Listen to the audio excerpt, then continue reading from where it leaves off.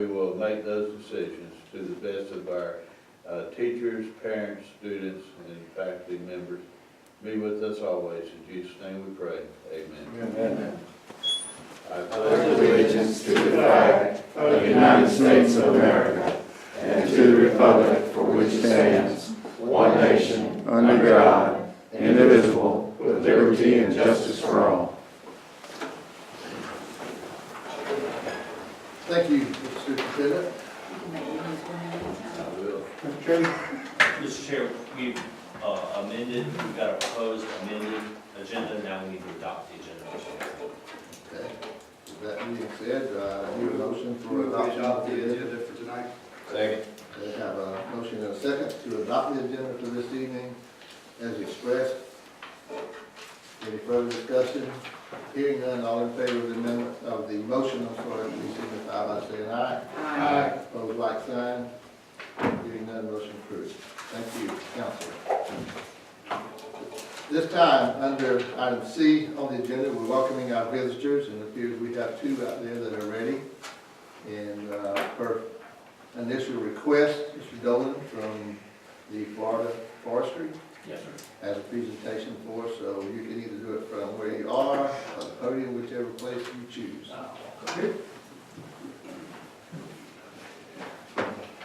I'm Rick Dolan. I'm the Forestry Center Manager for the Waukesasa Forestry District, and office is out of Gainesville.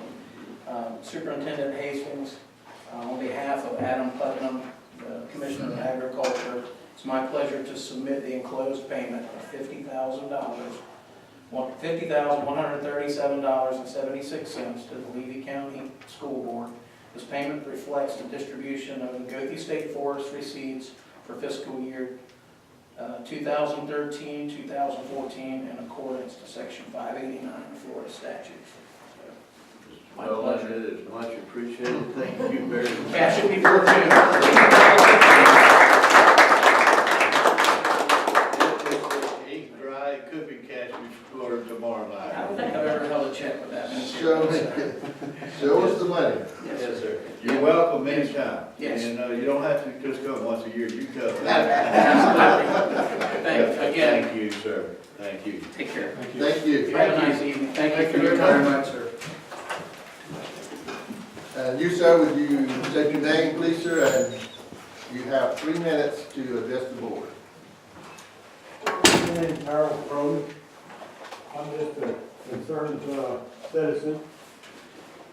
And the reason I stopped by, I was just wondering what the Levy County School Board is doing about this Common Core that the federal government is trying to stick down our throats. We follow state and federal law, if that's what you're asking. In other words, you ain't doing nothing. No, sir, we are following state and federal law. I don't know nothing. Well, then, it's hard to explain anything to you, isn't it? Even Liberal Gainesville is against this. I don't know how many, there are different counties in Florida trying to get rid of this. There are different states, they want to get rid of this. I was just wondering, what are you guys gonna do about it? We're following state and federal. Oh, I know, you're telling me the same old mantra, right? Yes, sir. You're ignoring it. So you have been given the time to express whatever views you are wanting to look at, not to question what's going on in Levy County at this time. If you want to do any further questioning of what's going on in Levy County, I would suggest you set an appointment with the superintendent. Or any of that. Sir, that's entirely up to you. Your time is running, and we gave you the opportunity to speak at a public meeting, and Right. that's what, we're asking you to do at this time. If you have any other comments, No, that's the only comment I have. okay, Because this education system, they started, they've been, ever since the federal government took it over. These latest two things, this No Child Left Behind, this goal of 2,000. What kind of education the kids get? Kids come out, they can't read, they can't do their math. Companies are looking to hire people. These kids go into college, and the colleges have to give them an education, just so they can do the work in the college. This ain't right. You certainly have your opinion, and that's fine. Thank you. What a joke. What a joke. I won't take up no more of your time. Thank you.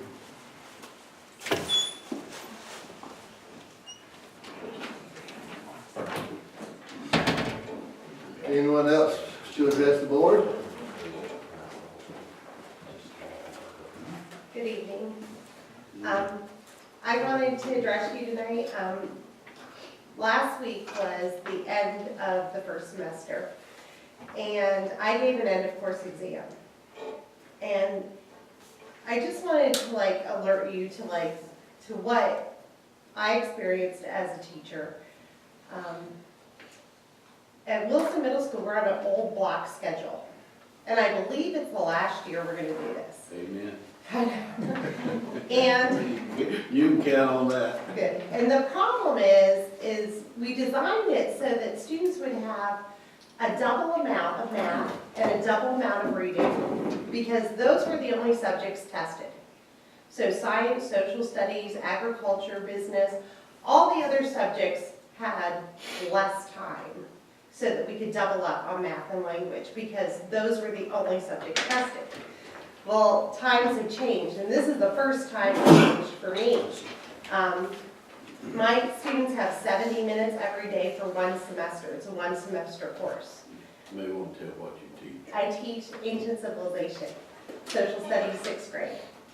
So the other schools in the district have a full year to teach, and at Chiefland Middle School, for example, they have a 60-minute period. My block is 70 minutes. So they have 5,400 minutes more than I do to teach, which is, basically 90 more days, and taking the same end of course exam. I told my students, all you can do is the best you can do.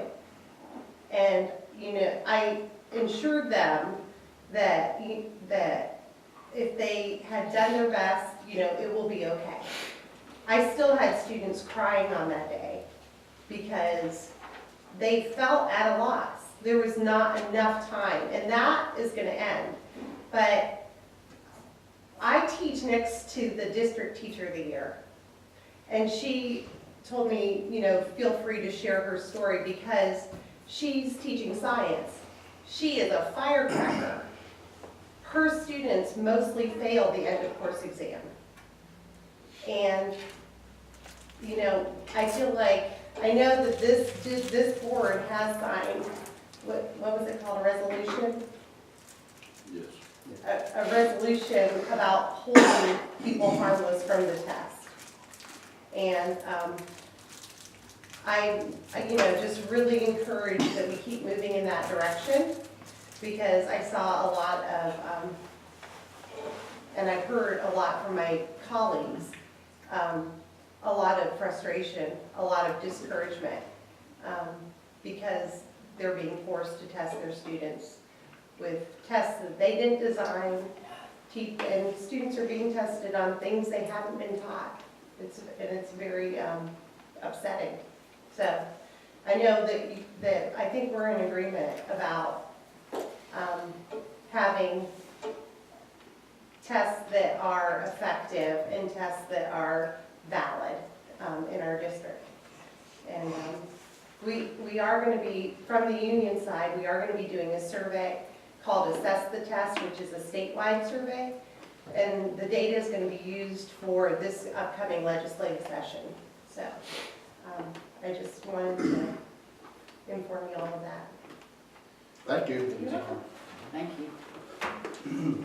Mr. Chairman, Ms. Carmen, Dr. Winnick spoke last week at legislative delegation, so he and Mr. Hastings, so both Senator Dean and Representative Stone. So we are continuing to express our thoughts on the EOCs, and so we've hear you guys, and I wish you would just put that back out to the staff to let them know that the district, that we are trying to work on this situation. Thank you.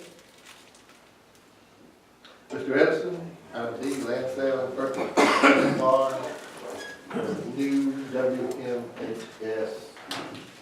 Mr. Chairman, members of the board, Mr. Hastings talked with you a couple of months ago about pursuing a strip of land on the, it would be on the south side of the Wilson Middle School property.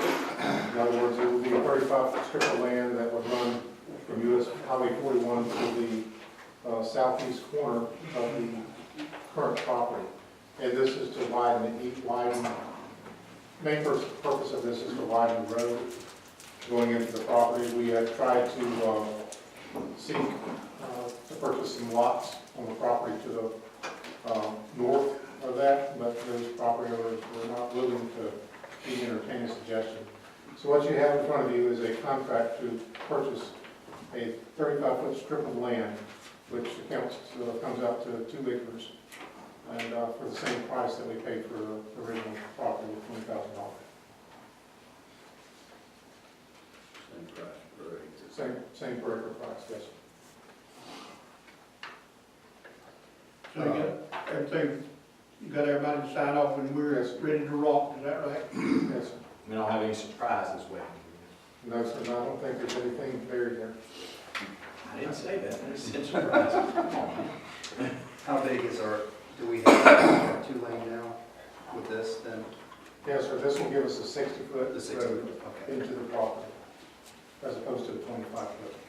Is that the only impact of what our plans originally were with this? Yes, sir, the whole idea is to widen the road so you can have a 2-lane road coming in and out. You already had, what, 30 feet? Yeah? 25 feet. 25, okay, so now you got 60. Yes, sir. And it says the balance to be paid at closing. Yes, sir. What's that closing date? Is that on there? Well, I think it's got to be when you execute this agreement. We're going to execute and close, and then we have the money to pay everything at the closing. Yes, ma'am. Yeah, $50,000. Unless we can borrow, unless we need to borrow something from you. Any other discussion? We need a motion to I this so effect. move, Mr. Chairman. Second. We got a motion and a second. Any further discussion? Hearing none, all in favor of the motion signify by saying aye. Aye. Those like sign. Motion carries. Thank you very much. Thank you, Mr. Addison.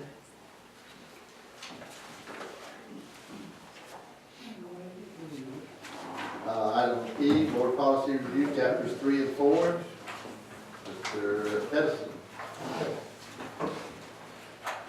I think you have copies on your desk. Some of you may be using your iPad to look at the board policies, but I think you have copies of board policies on the desk. It should be 2 packets. Looks like this. There should be some, Yeah. We have one. Maybe put it in one pack. one packet, I'm sorry. Chapter 3 is 1 and Chapter 4 is 1. And I thought we'd just go through them page by page.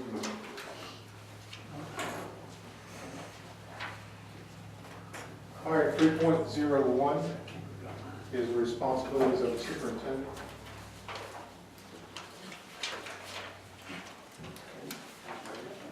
And I'm gonna move through rather quickly, unless y'all have some questions. I have a few comments to make. Chapter 3.02 is responsibilities of the principals.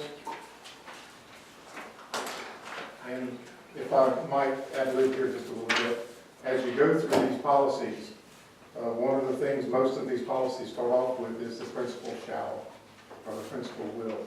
So just say that as there's a lot of responsibilities on the principals. So.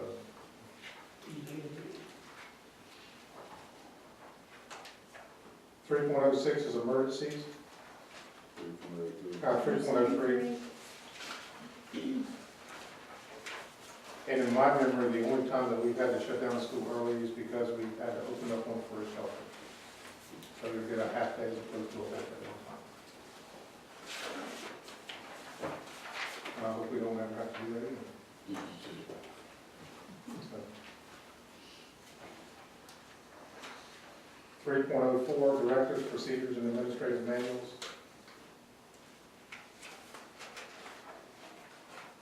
just to follow the state law, follow the state board of education rules. And any other directors from the superintendent.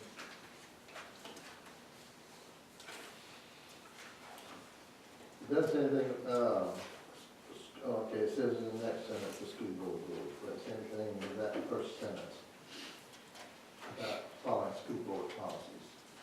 But is that an understood? Policy. Council rules and policies are those interchangeable words or not? You can have a context of an administrative rule that's adopted pursuant to the Administrative Procedure Act. I think we But had, the question is in policy 3.04, the first sentence says, prescribed such procedures may be necessary to carry out the purposes of school board rules. Would that be the same as school board policies? no, sir, I think procedures is something different. You have more of a free hand without having to come and formally adopt a policy.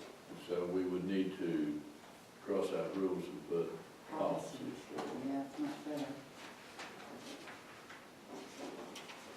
I'm comfortable with the language either way. I think you can have rules or substitute the policy in there. Any other comments Either way. from the board members directly on that?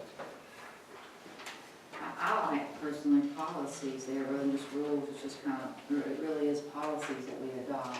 Whenever we talk about it, we always talk policies. That's right. Keep the wording for it. But there's state board of education rules, am I correct? Yeah, we're not talking about our internal policies. This references the State Board of Education rules. Right, but that's the nomenclature I believe they use, not policies there, right?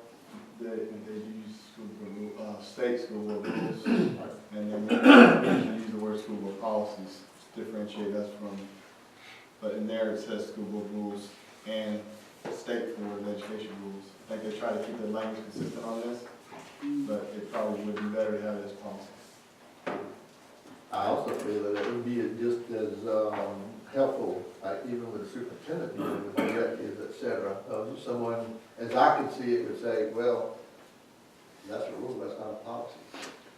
And I'm fine with that too, but it's probably came directly out of law. Or statute. Yeah, or directly right from our private and it's been since 2002 since this policy's been adopted. I'll research it, and you may see this come back to you as a change item once I flesh it out to the superintendent. Board members? Okay, thank you, Mr. Superintendent, thank you, Mr. President. 3.05 is just the administrative organization. I believe it's correct. Can you go down and tell us who everybody is? If, 3.06 is the safe and secure schools. I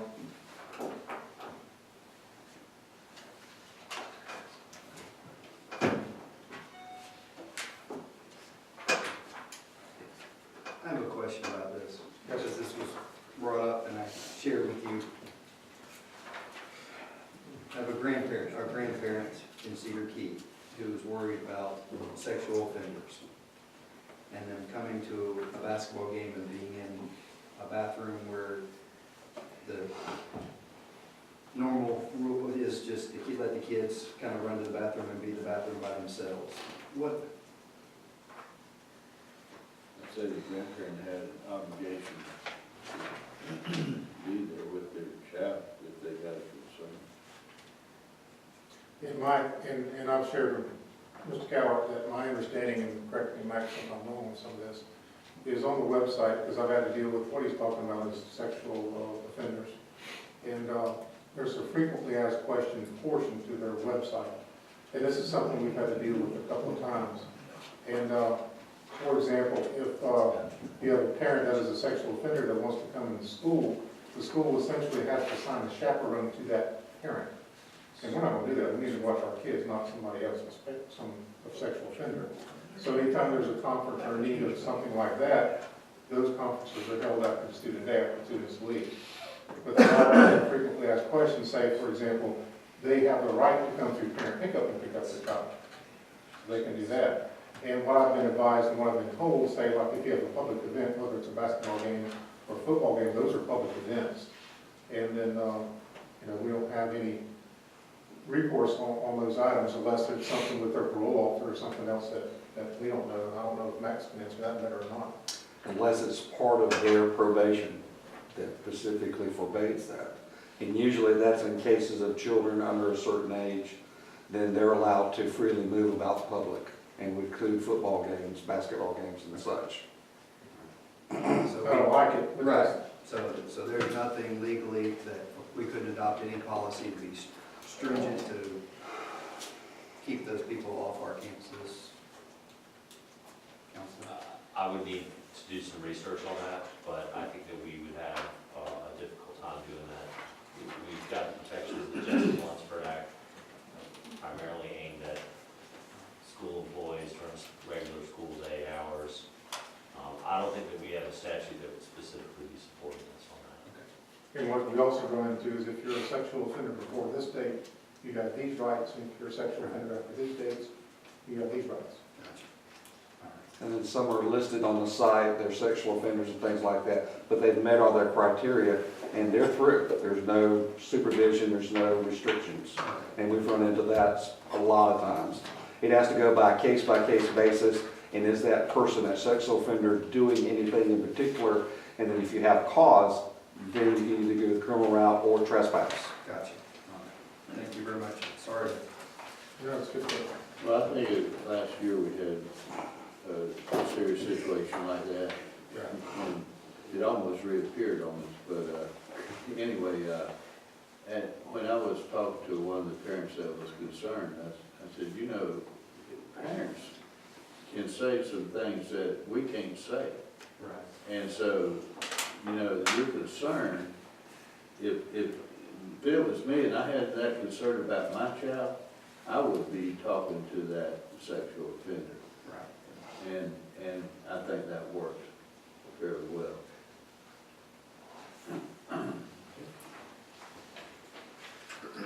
All right, policy 3.07 is photocopying of public records, and that's pretty standard. Time out, I was on the wrong page there. Under number, parent 5, security. Question, what is, Mr. Superintendent, a domestic security plan? Sure, you got one at your house, don't you? Yes, she tells me what to do. She tells me what I can and can't do, if that's, I would presume that items B, C, and D are referencing that plan. Right. And this is just a question, and it's really I like the answers. Okay, hey, that's cool.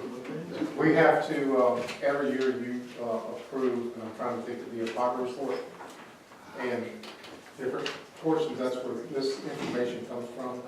You know, that we have these, we have these security audits that we do, Max is part of that we threw in, and that's all a part of these things here, that if there are certain things that happen in our school, that we have plans for those.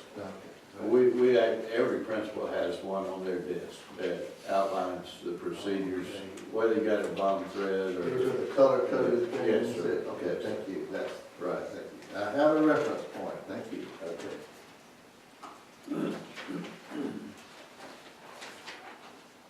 And 3.07 is the photocopying of public records, and that's pretty standard. May I make a comment there, sir? We have the guru of all public records sitting right down at the end of that table. He is the recognized guru. I've heard him speak. Any issues? Do we not, we can charge for this, right? We can charge to do that. Do we not need to put that in there somewhere? There will be a cost associated with It's copy. covered, it's covered under the Florida statute. Okay, we don't say that here. Yes, it did. Well, we were Tell me relying, where it says it right there. 119.07, parent Don't four. say about no cost being associated with it. Charges for copies will not exceed, shall be inside in accordance with Florida state statutes. So, Where? the second Second sentence. sentence. charges for Oh, come on, thank you, sorry. You call that Are way. you talking to You Cal? talking to me. Excuse me, I'm sorry. Bowling. I read what I want to read, It's okay. But or how I want to read. that was one of the classes, breakout classes, so. Yeah, that well, became our that's stuff. my stuff, right? There's some people play games with this in the state of Florida, they try to get you where they can sue you. We have one of those, yes, sir. We just had public records request this week, last week, Yes, sir. Yeah. We get them all the time. and they hope you get buried and lost in it. They don't have to. get it And most of the time, they don't even come to pick them up. 3.08 is copyrighted materials.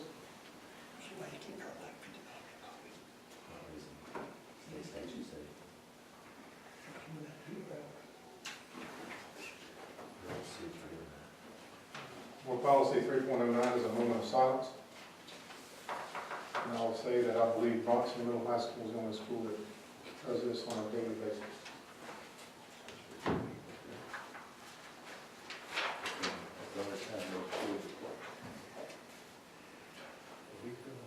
Three point 10 is the flag display and pledge.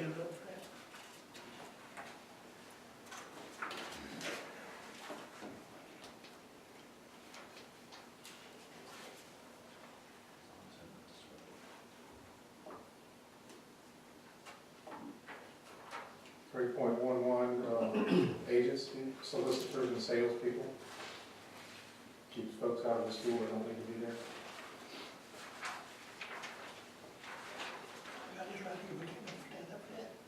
And I will tell you that with the age of the internet, this has become a big deal. And we have a lot of folks that are calling up and getting names of different folks at our schools. And they'll call up and ask for so-and-so, and it gets transferred, and they'll ask for the custodian. And they'll ask the custodian, do you do any light bulbs? And say, yeah, we need some. They'll think it's Gerald Ward's office. And they'll ship us a case of light bulbs down there for several $1,000s without going through the proper protocol. But it's a big deal. There's all kind of phony solicitations coming to our schools. And there was one that was statewide, I forget what that one was. Chiefland just went through that. And there'll be technical companies with official sounding names, and they'll just send invoices to see if it slips through the system, because there's so many curriculum formats coming through the schools. And sometimes they get put in line for payment because the person writing the check doesn't know how to check it out thoroughly. Rip-off thing that always bothered me as a principal was these companies would contact all the businesses in there and say, you know, in order to help support Wilson High School football, please, but, you know, we'll put it on the logo. And they do, they send you these plastic footballs and all, and they make thousands of dollars, and the school never sees, you know. We have noticed one of those this year too, or last year. Yeah. Those make me mad. But I will tell you, we stand pretty firm, and it might cost us something, we don't pay those bills. 3.12 is public information inspection of records. I don't believe you won't be able to see this one again tonight through board policy.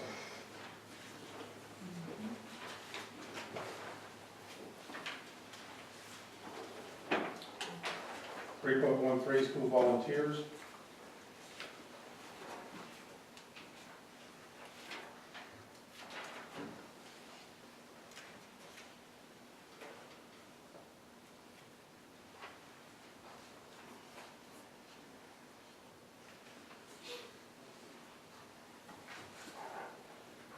Three point 14 is disruptions at school board functions.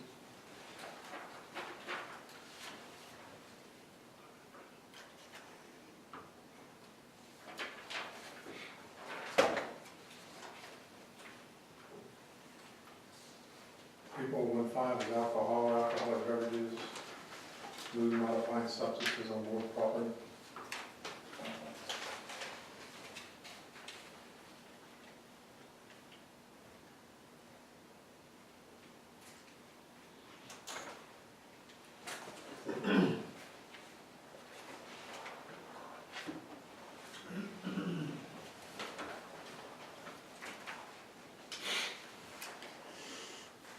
3.16 is a big one, and it deals with charter schools.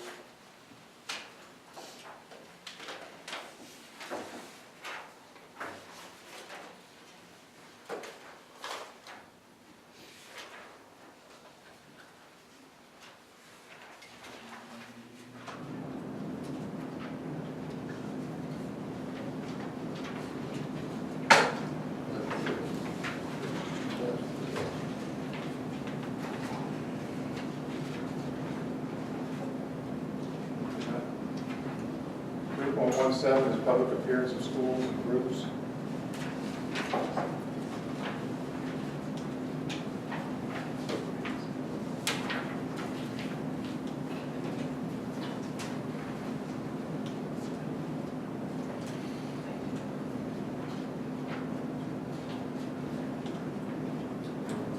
is releasing of children from school, make sure we put them in the right hands.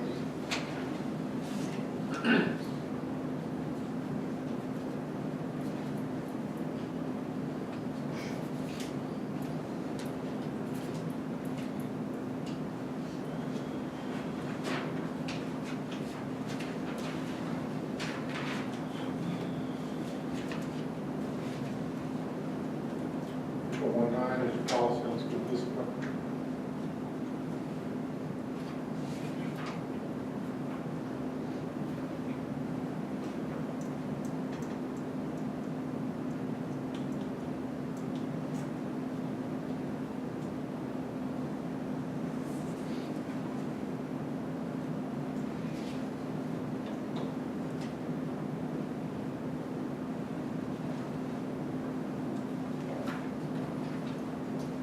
.20 is your weapons prohibited at school.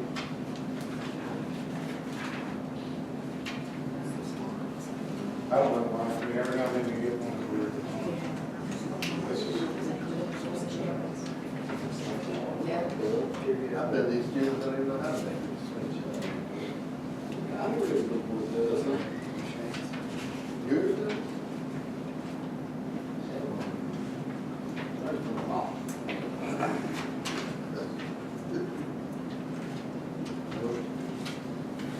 3.21 is one that I get as chaperones for school social functions.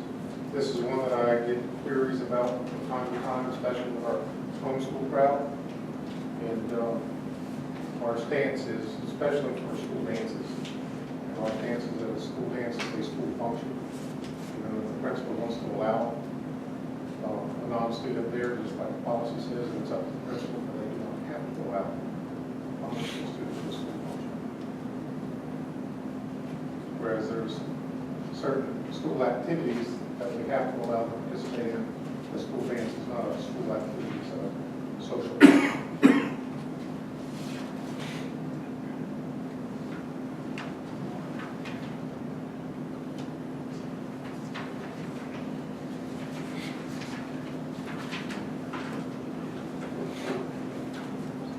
3.22 is the contest.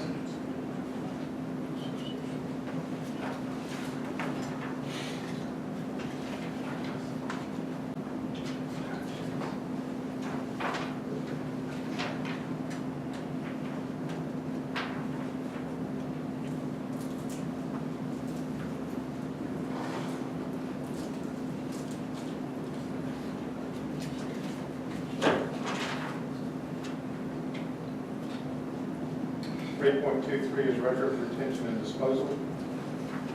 You have a handbook from the state of Florida's GS7, which outlines the record retention schedule for all educational records. And when you get into chapter 4, and it's up for discussion tonight, as to what is permanently in a queue forward and what is not permanently can be disposed of.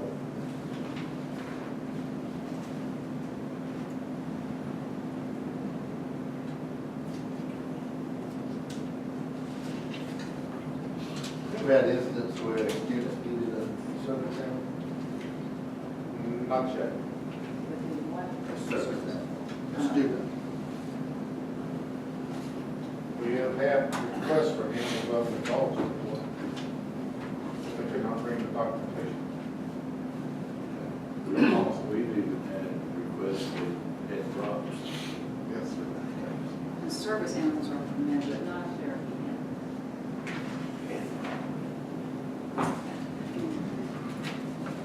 in. I presume item A, item 1A, would cover that, individuals with disability education.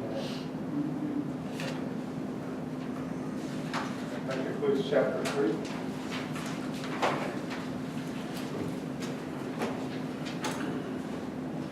Chapter 4 is curriculum instruction.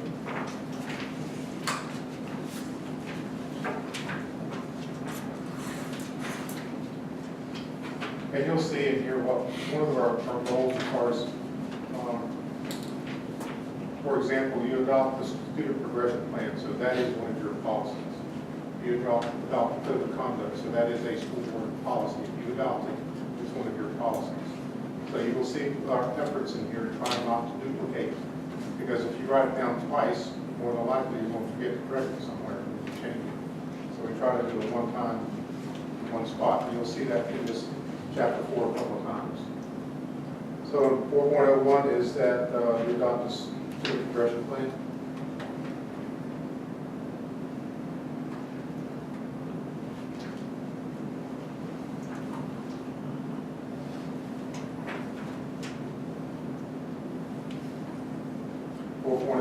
Is SPAR report, School Public Accountability Report. For your information, the state has to send us that information sent out, and for whatever reason, they are rather tardy in getting us that information this year. Usually that's something that's done at the beginning of the school year. It was probably 6 weeks ago, a month ago, when they finally got the information. It is something that we download from the state to send out. The state board or the Department of Education. And this is something that we don't make a whole bunch of copies of. We keep a copy here, the school has a copy. They notice that a copy of the SPAR report is on file if somebody wants to see it.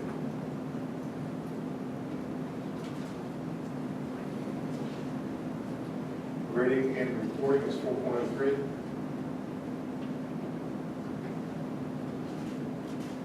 And in grade 4, there are a few courses that a student can flap out of, shall I say. They pass the EOC, they get credit for the course. Yes, sir. Parent 2, incomplete grades not removed by the succeeding grading period. Is there any formal manner in which we do this, or is this the individual school with the blessing of the principal, so to speak, or teachers? I don't know if that's handled locally through the data entry at the school's house, or if that's handled through data entry here. But it would be handled through one of those two. But it's up to the school to notify and determine that that incomplete grade was removed. Yes, sir, it won't stay on. It'll give them an edit. Thank you.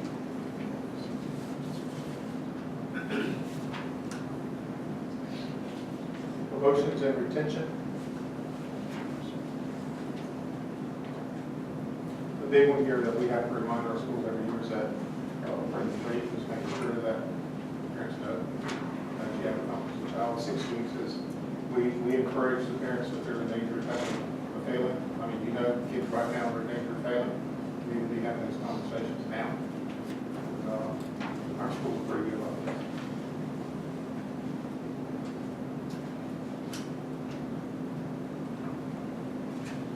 It always amazed me as a principal that if they had 2.5 or less GPA, we sent out letters that your child is in danger of failing. If they have a 3.0 or above, it's your child is in keeping with maybe getting the Bright Future Scholarship or a Golden Dane Scholarship.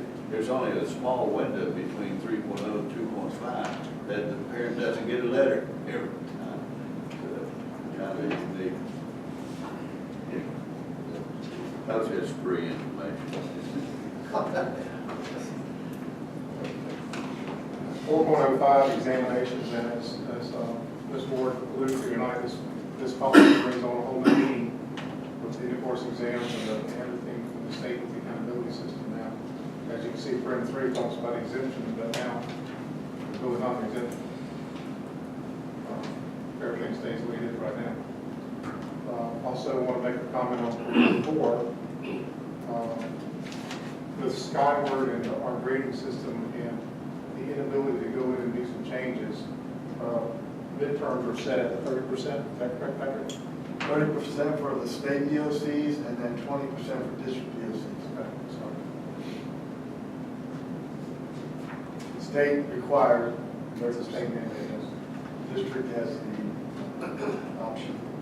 So y'all, prior to bringing this to us, y'all have looked at this particular section, and we're okay with all of this language from y'all's perspective.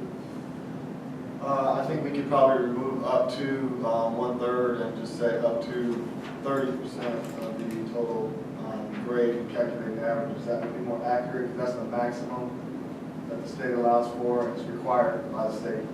For us, districts would only be 20%. So, I mean, we could differentiate those two in this section to be more in line with statute and pupil progression. That's a consideration. Because up to 1/3 gives the teacher that latitude to go up to 1/3 if they don't have that latitude. I mean, we would say no, but it's better to remove it. They don't have that latitude because of pupil progression. That's right. But the policy's in, Councilman? I was just gonna ask, is that the type of process that DFAC would typically send us an update to get it in line with statute? Not that, because that's local determined. That would not be the 15 associates. Is number 3 even valid anymore? I mean, right now, there are not any exemptions, but I don't know what's going to happen next year. That's one of the problems when your local policies get too specific, and with the legislature being so active in having this level of control at the district level, it's easy for your policies to get out of alignment. So do you want to bring parent 3 back to our attention after further study, or? Yes, I've got a mark to do. Okay. And 4, 3 and 4. Yeah. Thank you. Now, some of these, just to make a comment, and Patrick, you can probably speak to this better than I can, because I'm not that well versed as Dr. Hall is on the new language for graduations and diplomas and stuff like that with DOC requirements. So I don't know if this nomenclature is correct or not, and because I haven't noticed on here for Roslyn with these policies. But 4.06 is the requirements for graduation from regular high school. But I just know that certificate of completion special diploma, that's not the language, am I correct? it's Senate Bill 850, I think.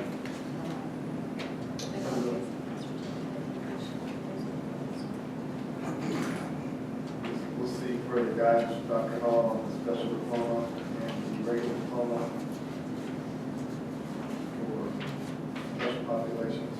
Because you have 4.07 talks about certificate of completion, and then you have 4.0 talks about special diploma for exceptional student education. So y'all will be conversing with Dr. Hall. And on number 1, Jeff, with the new AP credit option. Yeah, we're going to talk about that in just a minute.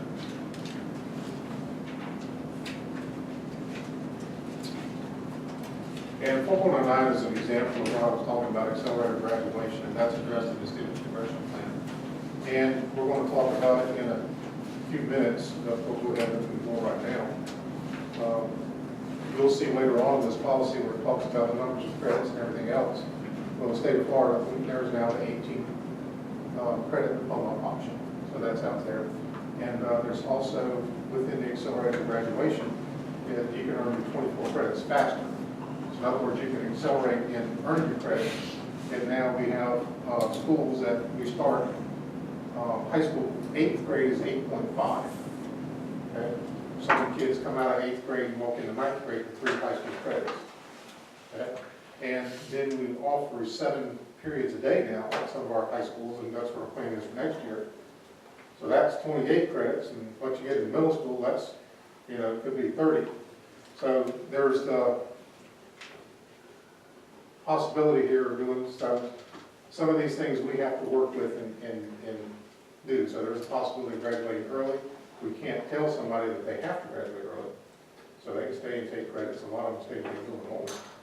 And, but anyhow, we're going to be discussing that a little bit. Yeah. If you want to take other things. So anyhow, accelerated graduation, and a lot of those things I just talked about are addressed in future credits. 4.02 is a policy that was deleted some time ago.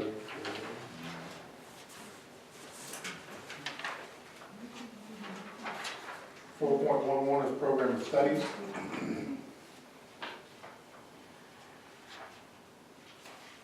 And Patrick's very good about staying on top of what's actually this year, because of the testing, we have gone through and we have a district-wide course code directory, shall I say. And we've eliminated a lot of single courses, but also that all schools submit to us a master schedule so we know exactly what's being taught when. You said 402? You I meant meant 407? 4.11. Okay, well, you said 407 has been taken out? Certificate of completion? 4.10 is that one there. I've got those others to look at. Okay. So All you're three of those that deal taking with ESE and the plan. 7, 8, and 9. Right. Okay, for Dr. Hall. Gotcha, I'm sorry, I didn't understand you.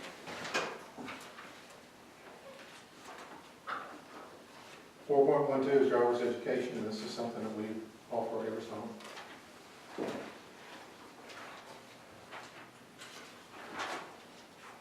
.13 Florida history of government.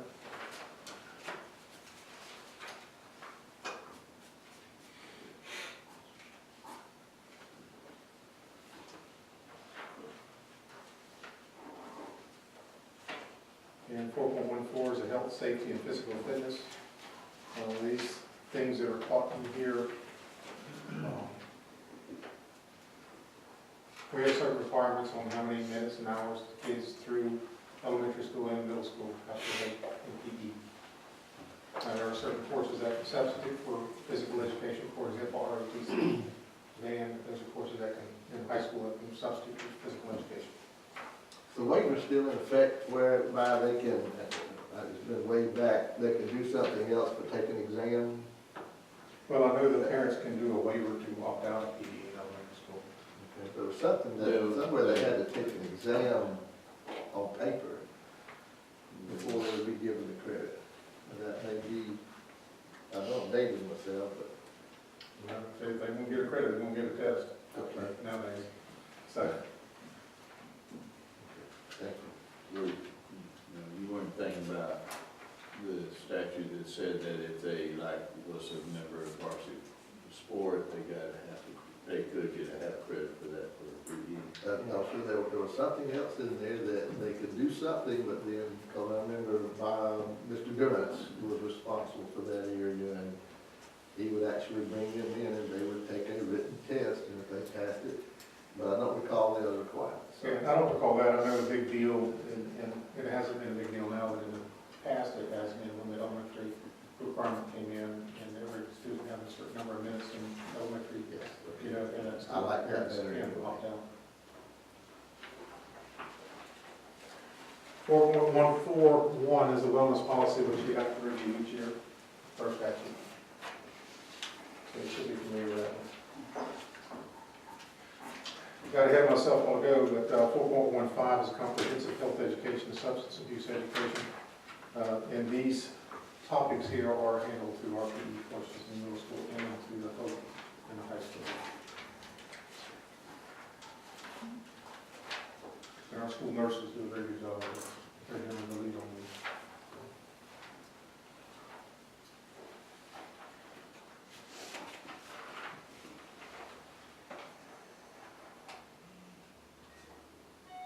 4.16 is standardized testing.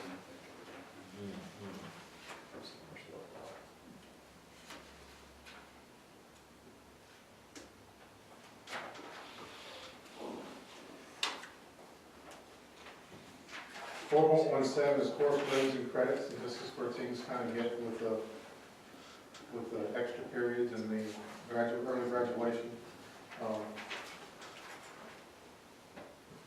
Things kind of get fuzzy sometimes. But we keep our kids in school the whole day, I mean, even with admin or virtual school. So the kids taking courses through there.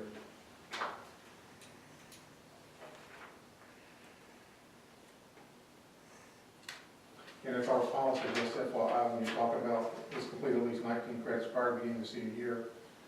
In high school, kids are not retained, so to speak, anymore. Your first year, you're in high school, you're in 9th grade. Second year, you're in 10th grade. Your third year, you're in 11th grade. And you stay in the 11th grade until you have enough credits to graduate. Or there are enough credits, you can earn enough credits the next year to graduate. So you're locked in 11th grade until you can become a senior. And that helps us with these cohorts and keeping track of things. Just one quick comment on this one. I know as board members, you get some of these calls.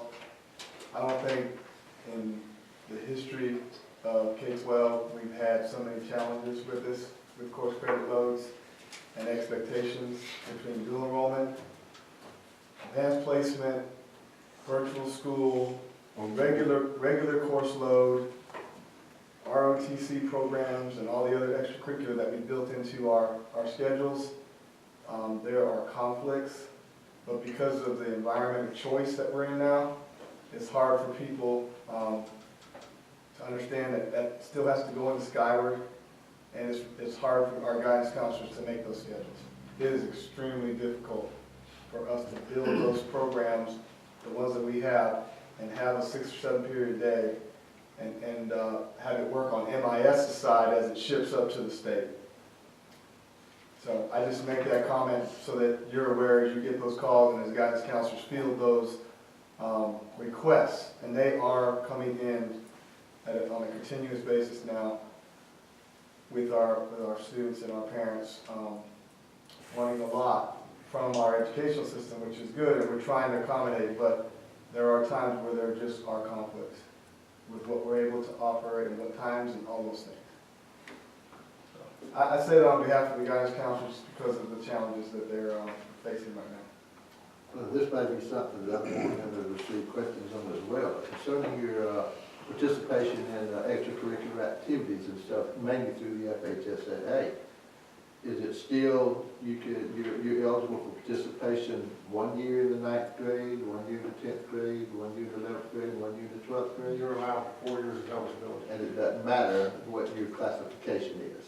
And actually, the time clock begins when you finish the 8th grade. Yes. Okay, all right. And after you finish the 8th grade, you got 4 years. Okay, well, that piqued me when Mr. Edison was relating that they stay in the 11th grade, how long it takes them before they can be graduated at the end of the next year. And I know the FHSAA used to say you can have 1 year of eligibility in each grade. But that takes care of it. Okay, it starts, I mean, for example, all 9th graders are eligible because the student was duly promoted from 8th grade to 9th grade, and that starts their clock. And from then on, it's governed by their grade point average and their age. Thank you. Transfer of credits. And just FYI, as Dr. Winnick was talking about all the different options, it makes this a little more exciting too. Because kids go to a lot more different schools than they used to.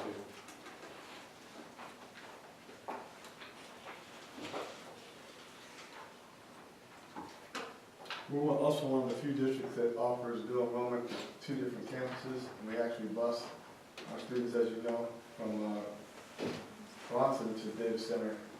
But that makes for interesting scheduling and trying to work with the 2 colleges. We also offer dual enrollment on campus. So I mean, you talk about a venue of services. We have so many different venues now that students can choose from. Trying to keep track of where everyone is a big challenge. classification of students. And I'll just talk to you about a challenge that's growing here in Lee County, and that's homeschool. And we have in our pupil progression, it's on page 38 or 58, because I've answered it twice in 2 weeks. And yeah, I'm not talking about your responsible homeschool parents that do what they're supposed to do. They have a portfolio, and their kids they played school at home. I'm talking about the kids that go to stay at home instead of going to school. And then they come into our school, and the parent tells them they're in this grade, but they haven't done anything. And the pupil progression plan, what it says is that basically if they cannot produce the portfolio work, then we test those kids and put them in the appropriate grade.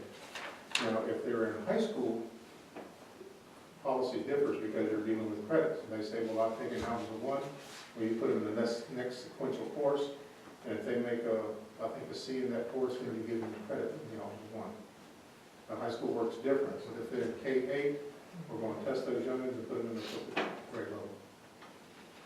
And I've had 2 callers on that one. How many homeschool kids did you say we had? We're pushing bumping 300. Wow. That's this week, because I sent them some letters. So, but I signed 2 today. Religious instruction.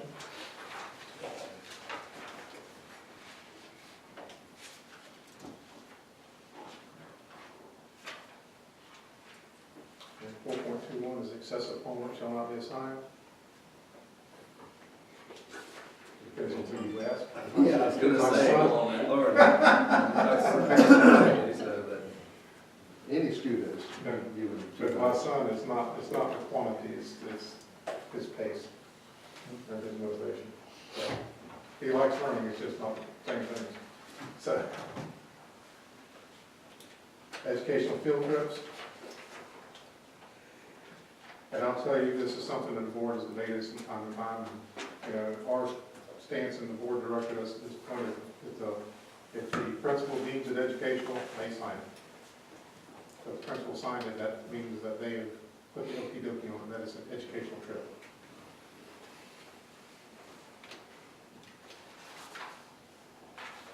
Yeah, no, I don't know whether it's an administrative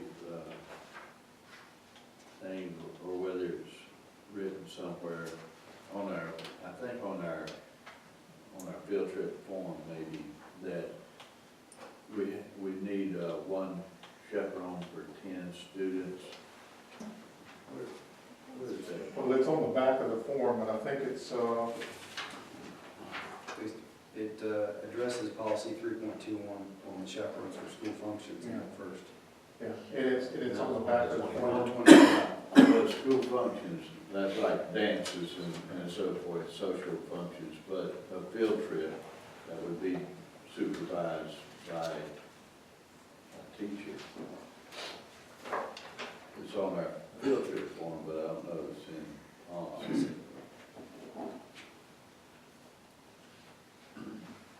anyway.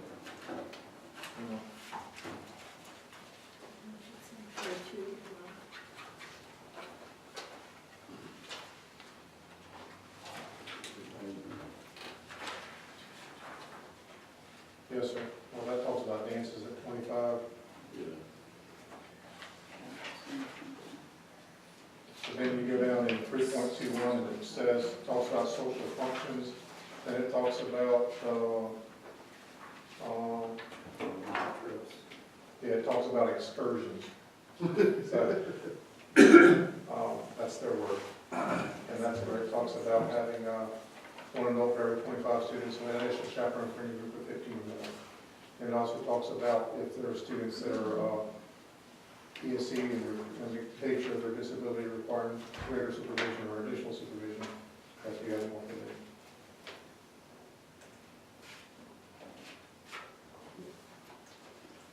So we need to address that in this policy. I think it should be. I can clarify it. Please. And I can clarify 3.21, or I can clarify this one with 2, but that will come back to you. Yeah, do 4.22, verify that.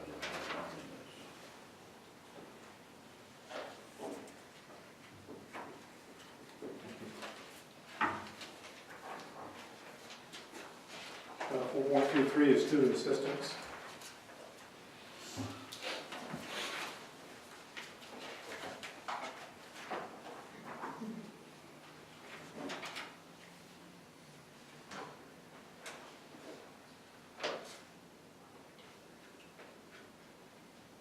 And 4.24 is manning of the textbooks.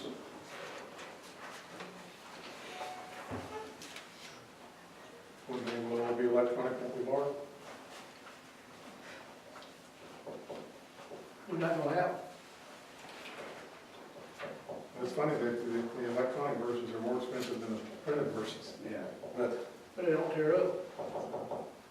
Or wall, well, that's not true either. Then you're talking about devices that get lost, Yeah. misplaced, or broken, or abused and used. it's coming, I mean, the law says we have to have a certain number now. Was it Union County that gave all their One school. one school? Did it like weird. And we went down, Barb and Ron, and I went down to look over their forms and how they did that.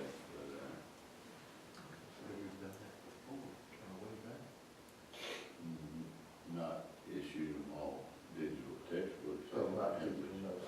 And machines to run it on. Well, that's probably what we're rating that for. So digital textbook, can, I mean, when you buy one, do you get updates? Yes, Can?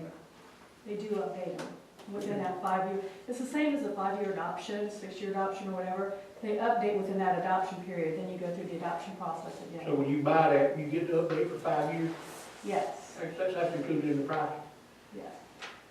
I know a lot of textbooks are out of date when you get them. The issue though is we've had times where we've had to, like when we had to do double adoptions, where you've had to delay an adoption. So then you're sitting out there with a digital one without the support because you no longer are within that adoption period. Disposal of surplus, obsolete, and unusable textbooks.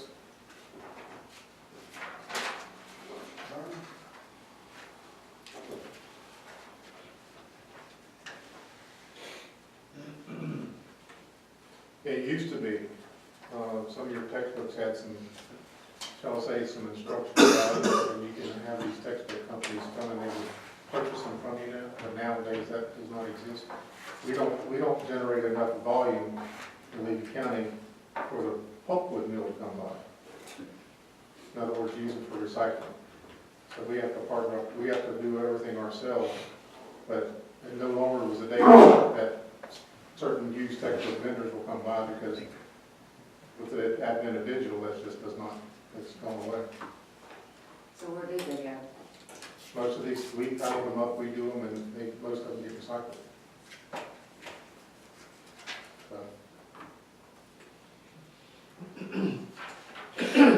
And this is the sale of textbooks by school board, if somebody wants to buy one, that's the rule followed.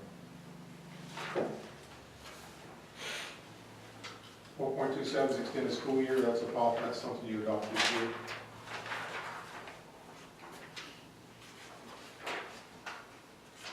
.28 is educational enhancement. And this comes out because we have a lottery in Florida, and those are dollars that are supposed to be spent on educational enhancement. Correct out of the educational enhancement policy.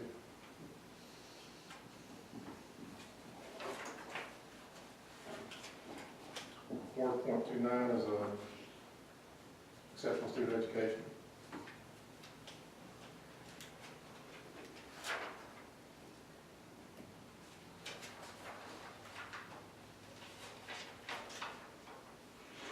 .30 dropout prevention.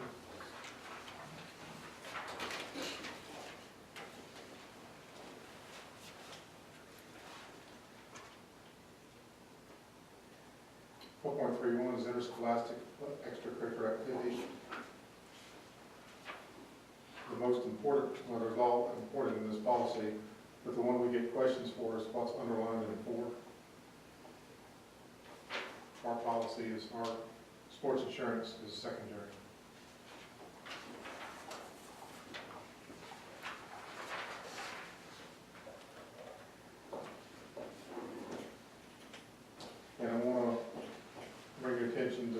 10.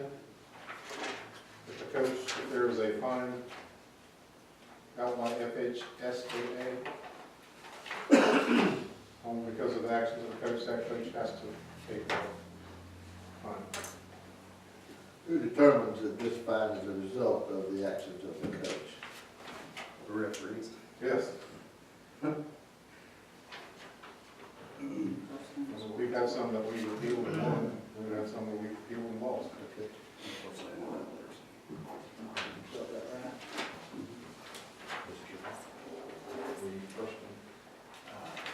I feel like I was targeted. Sorry. Thank you for that. 4.32, student clubs and organizations. I have a question now. Okay, yes, sir, I'm sorry. Not your fault. We're going back to 4.31. Is there anything there that says, maybe it's not supposed to be, but about having athletic events on, like exam day, or exam week? Or is that just kind of understood, it's not gonna happen? I do know that our principals, as you see here, are 7C. But I know for a fact that I saw a soccer game during exam week, It's strongly recommended. And you see 7E. 7E.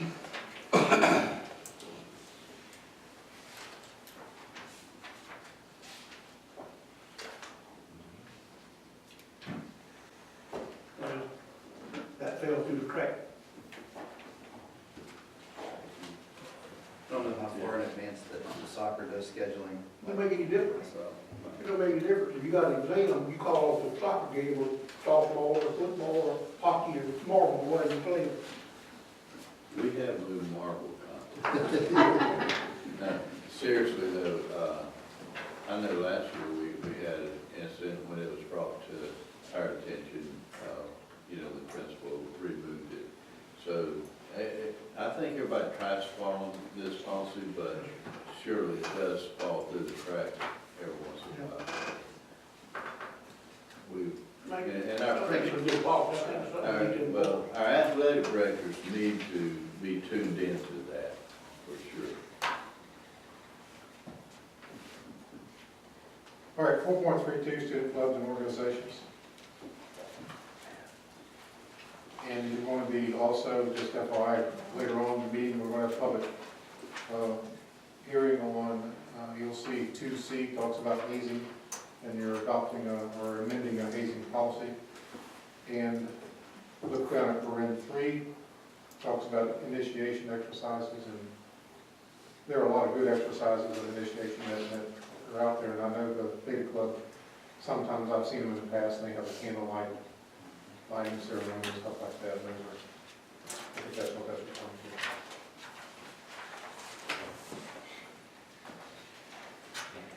Could be the green hand.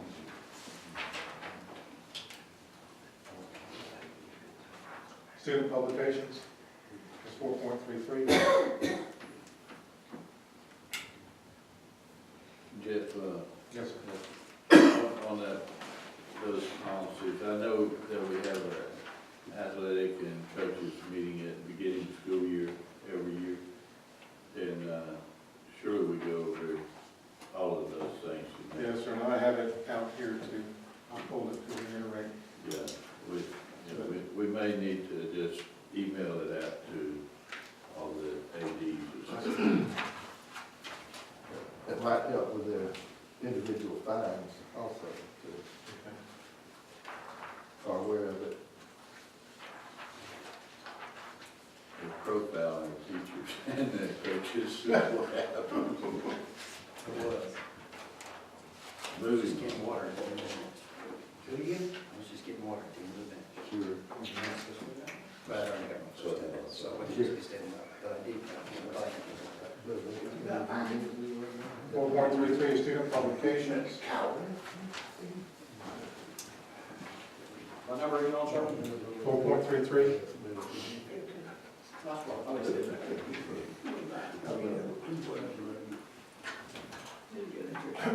4.34 is public appearance of school groups.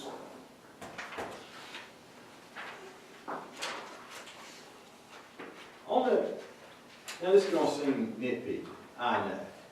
say for example, the principal should not allow advertisement of school publications from businesses which include but are not limited to the sale of intoxicants or tobacco. What about the school newspaper, the local Jiffy store wants to put an ad, you know, saying, we support students of junior high school. They sell tobacco, beer, is that, or is that just, Advertising tobacco. they're not advertising the product, is that what it's, I'm just want to be sure I understand. I would go back to like our dress code, and it's illegal for a kid to wear a T-shirt promoting alcohol or tobacco. That's what's law. Okay, all right.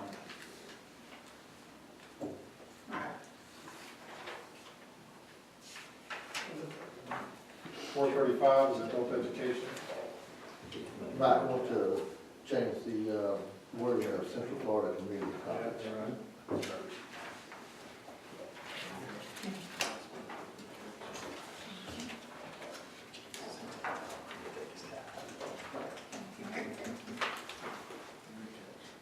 And 4.36 is allocation of instructional materials.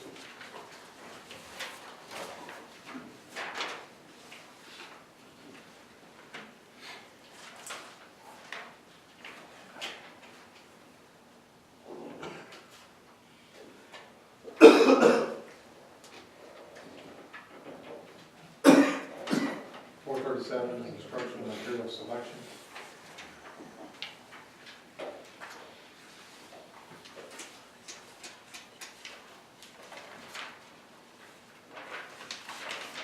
All of our schools have copies of the instructional materials handbook. Yes. Thank you. 4.38 is educational media material selection. And this is going to kind of come up again in our other policies when it talks about the Lee County Media Policy Handbook. And I'm in the process of updating that policy because of the statute on challenge materials. So I'll be bringing that to you as soon as the committee gets through with it. So we'll talk about that a little later. 439 is extracurricular travel.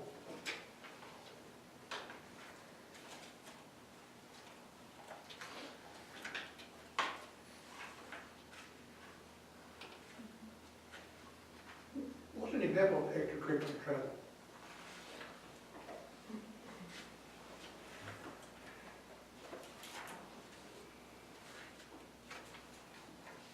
Taking class. Sir? They know what? Like Jennifer Saez and then. Um, Or the travel club that Bronson has. Oh, yeah. What's that, intercruit? The ones that go to the tour the colleges and stuff. I would say, right off my head, a recent example of this is we had some kids who went to London over Christmas break. And, you know, that would be an example of this. They went outside the school board's purview. But it was a cheerleading thing that they won, or they qualified for. But it was not a school board trip. Okay, thank you.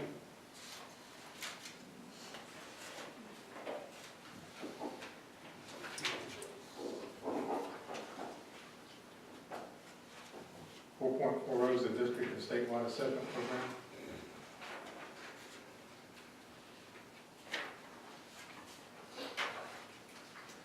And 4.41 will be revisiting talking security of test.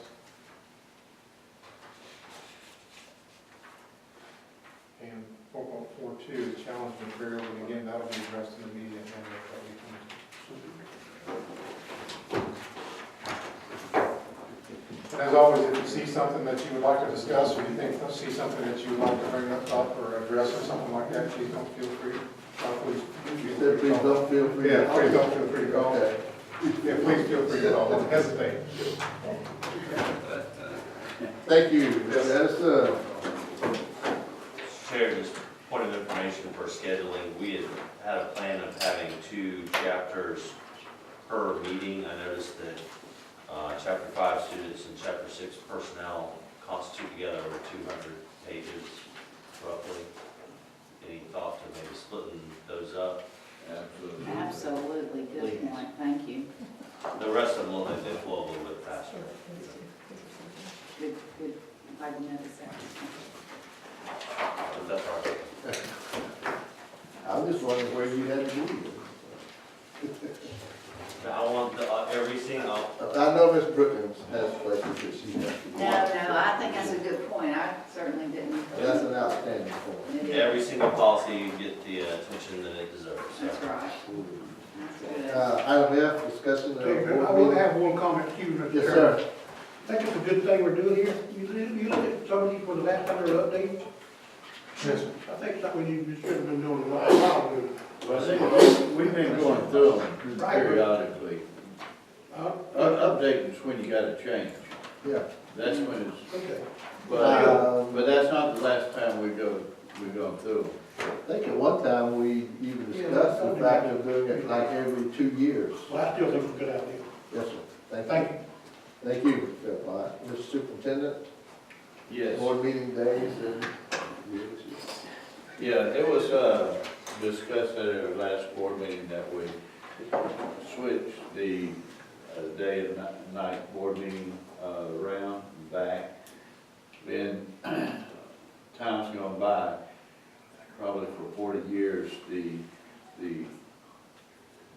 whatever way we got it now, this is the other way. And then when Ms. Lancaster became the board chair, the board attorney, because of the conflicts with Gilchrist County, we swapped our day and night meeting. And so the suggestion has been made that we bring it back to what it was originally, and have the first board meeting be the morning board meeting, and the second board meeting of the month be the night board meeting. That was what we discussed, and we're up for comments on that. And I thought there was also some consideration of potentially going to the second and fourth Tuesday at the last meeting. That was another consideration, to keep it like it is, but go to the second and fourth Tuesday of the month instead of the first and third. Board members? I'm not really for one, I mean, I like two, because really and truly, after, missing the first, I really missed everybody, but two's great. I'm really in favor and asking, please consider, the second or the fourth is, I'm up for, I have no problems with, but I really like if we do it on the first and the third, for the third to be the evening, the third, week of the month to be the evening meeting.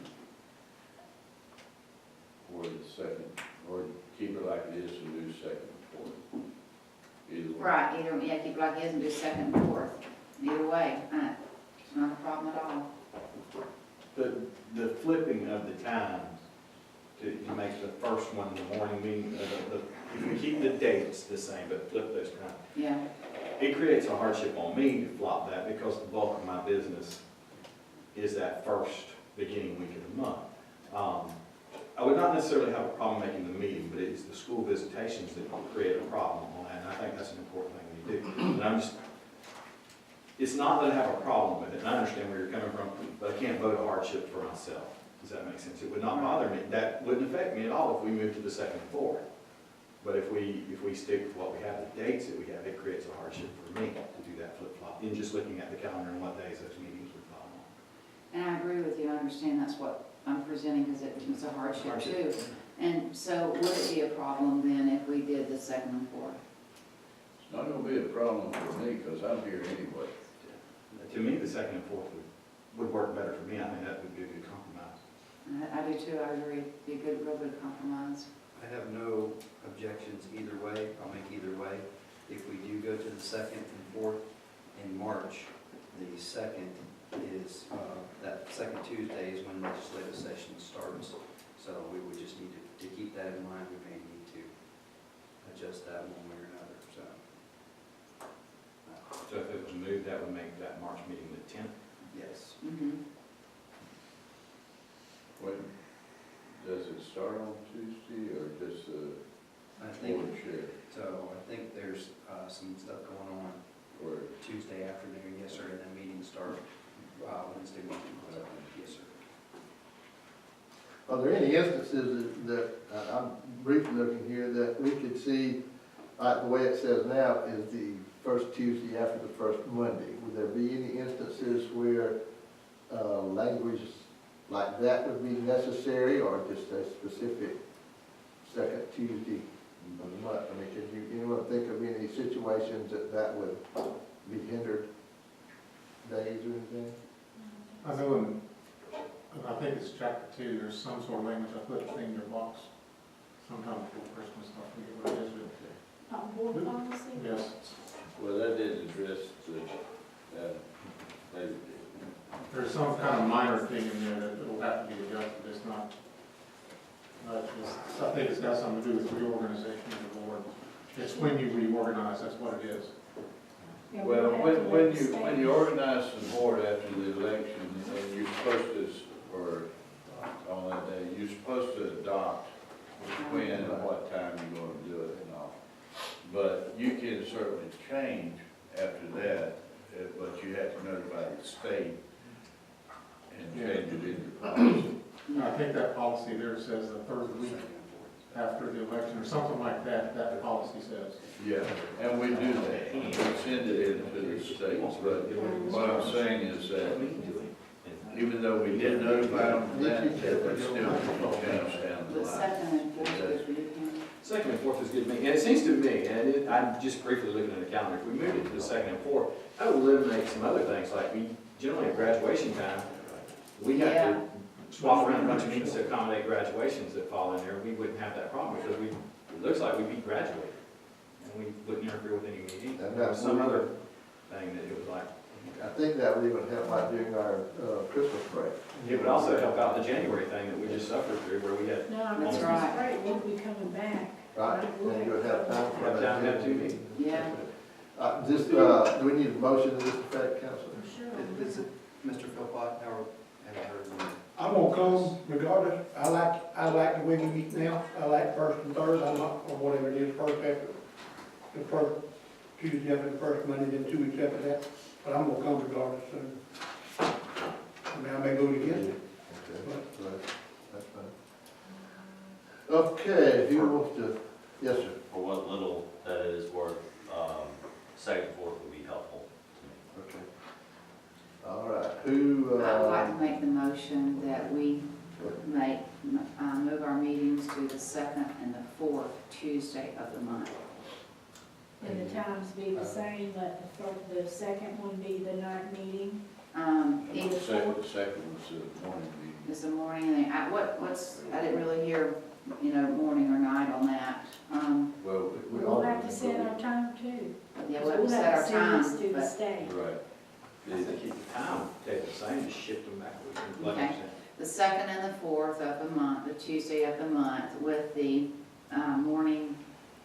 the evening meeting being the first, and the morning meeting being the second, And the times being the same as we have now. Yes. 6 and 9. Yes. Ms. Pam, would you repeat that motion for us, please? All right, she's making the motion that the board meetings be changed to the second and fourth Tuesday of each month. And the second meeting will begin at 6 p.m. It'll be the night meeting, the second Tuesday. The fourth Tuesday will be the morning meeting at 9 a.m. So the times are gonna stay the same. Second. I know in our policy right now, it's the first, it's The first First Tuesday. first Tuesday Tuesday after the after the first first Monday. Monday. I don't know, because if you have the second Tuesday, if your week starts on a Tuesday, you can have the same schedule going right now. So I didn't know if you needed to have after the first Monday. That wouldn't be the second Tuesday, though, that would just be the first Tuesday. Yeah, that would first, we do the second Tuesday of the month. Second Tuesday of the month. Right. Okay, is Will there everyone? always be a fourth Tuesday then? I've looked through It 6 will, months worth of okay. this. Just asking. Okay. Yeah. And board policy 2.05 says that the regular meeting date may be changed to the school board. by school board action at any previous meeting, provided that each member is notified by letter or distribution. What about the Florida statute that says this board has to reorg on the second Tuesday in November? Isn't that a Florida statute? I'd want to research that. Excuse me, I believe that you're correct, but we could just plan on that one November meeting being then. So we would do it the first Tuesday, our second Tuesday, we do our reorganization instead of waiting till the fourth. I believe so. I want to research the statute specifically, but I think we can establish our regular meeting schedule just per board policy 2.05. And then in advance of advertising the November schedule, we'll know what the specific statutory requirements are. Okay. Like our reorganization, instead of having it the second meeting, we might have it the first, to satisfy them. All right, council's going to research that part of it. Okay, any other discussion on the motion? Hearing none, all in favor of the motion, signify by saying aye. Aye. Opposed, like sign. Motion carries. Thank you, thank you, thank you. And all morning meetings, Ms. Wilkins will bring your slides. Sure. No problem. That's the amendment to that. Thank you, Mr. Superintendent, for that discussion. And now, item G, public hearing to adopt and amend school board policies. Back to Mr. Edison. Okay. Prior to this, we will take a 5-minute break. That meeting will come back to order. All right, Mr. Edison. Mr. Chair, if you don't mind, I'm going to address these a little bit differently. I can take them out of order, but some of these I don't think need a whole lot of discussion. First off, we initially advertised 5.02.1, which is homeless, and after further checking, there's no change needed in this policy whatsoever. And then policies 3.12, 4.01, 4.36, and 5.20. They are just statute updates. There's no change in language. You touched on the. Tell us that one more time, slow folks here. 3.12, which is public information and inspection of records. Okay. Change the statute. Okay. 4.01 is student progression plan. 4.36 is allocation of instructional materials. And 5.20, which is directory information, is the statutory of it.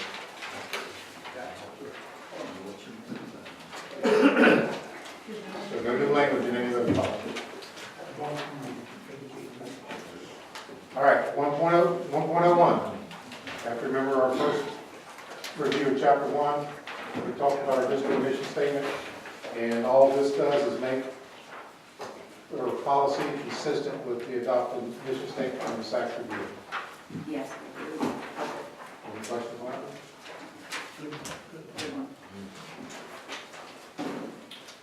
4.06 is, it just has a new language in here on the 24 credits and allowing and graduating early. This is statutory.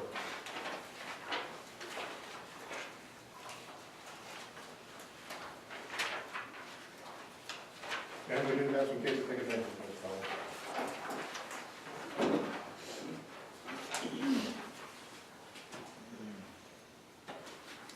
4.40 the district statewide assessment, just not to, it talks about in front 2, talks about district approved assessments. I don't have that. I don't have that one I don't have 4.40 in your packet. I can know. It's on Single sheet. Gotta keep up with your junk a little better, boy. Thank you very much. Thanks. I guess Mr. Bender has failed in that. I wish they could do that. And I'm gonna read to you the changes you made at our last meeting. In print two, the last sentence, it says local assessments may include statewide assessments, other standardized assessments, industry certification assessments, end-of-course assessments, or district-approved assessments.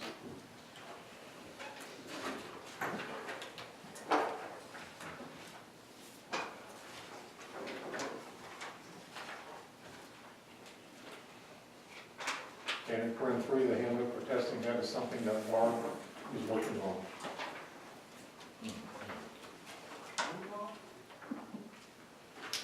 On the EOCs and things like that, do those come back to the district to be graded?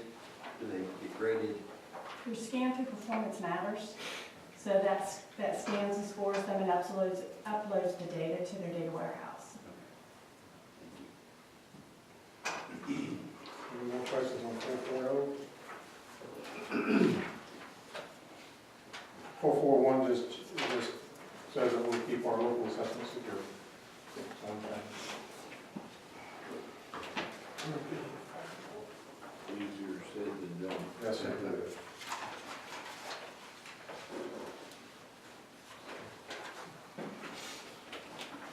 5.19 is the policy I alluded to earlier, talking about permanent records and records that we can dispose of. And you have category A and category B. This is the only language change, I believe. There's some more in the back. Talks about what are category A records, what are category B records. So the category B records can be deleted out of the Q folder.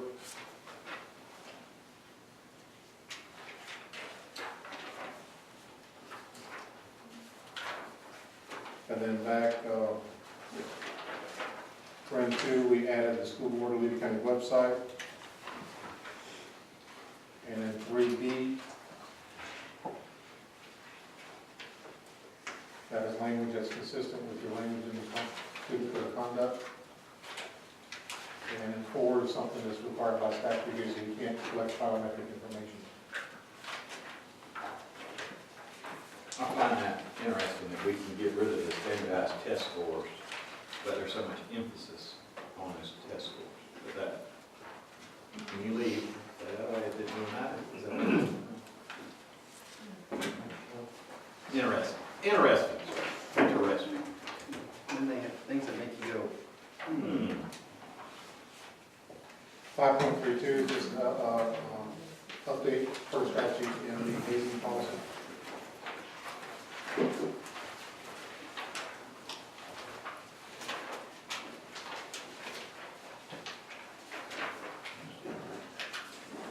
know how? You should learn to keep up your stuff. I bet you got mine. Not one. You need some copies, Ms. 6.30 is assessment of employees.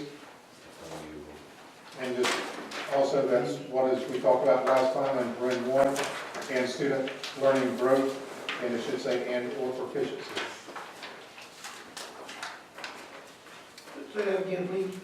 In grade 1, okay? We talked last time, it says and student learning growth. Yes, sir. And we talked about adding proficiency in there as well, because that is some things that would be an assessment. We don't have a growth measure for everything.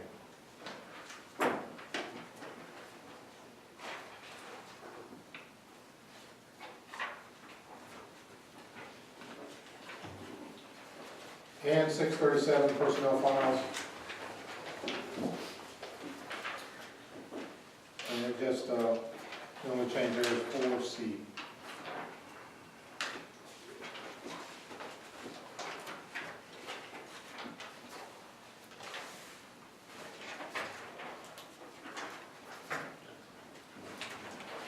Chair's looking for a motion for approval.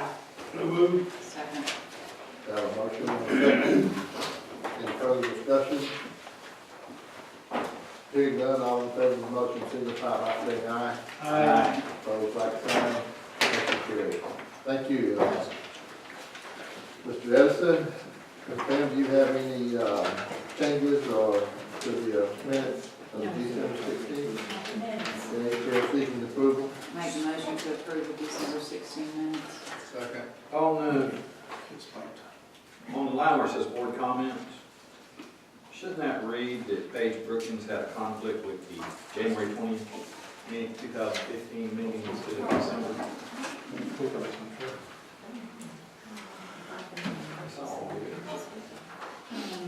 Yes, I think they probably should. Thank you, Karen. Okay, good catch there, Mr.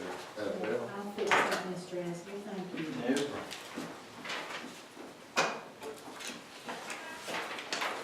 Did we get a motion or a second on that? Ms. Page, Yes, Ms. you did. Cowell. You had a second. Okay. Okay. One item of discussion was a correction noted by Mr. Aspel. Okay. Any further discussion? Hearing none, all in favor of the motion signify by saying aye. Aye. Those like sign, motion carries. Consent agenda, is there any changes, additions, deletions? Ms. Pam? Yes, sir, on the consent agenda, under general items, number 1A, personnel changes recommendations. Under 6, Justin A. Whitworth. He's actually going to be out of field. He's certified in social science, but out of field in PE and COPE. And that's the only change. Say that one more time, please, ma'am. He's certified in social science, Justin Whitworth, Yes, but he's ma'am. out of field in PE and COPE. He will be taking the test to get his certification in those areas in the very near future. Any other? You gonna be teaching in class? No, Coach? no. Hope, Thank you. Maybe hope he gets certified. we hope he teaches hope. Teach hope. Life management skills, what we used to call Personal fitness. personal business, PE. PD. Anything else, Ms. Pam? No, sir, that's it. Okay.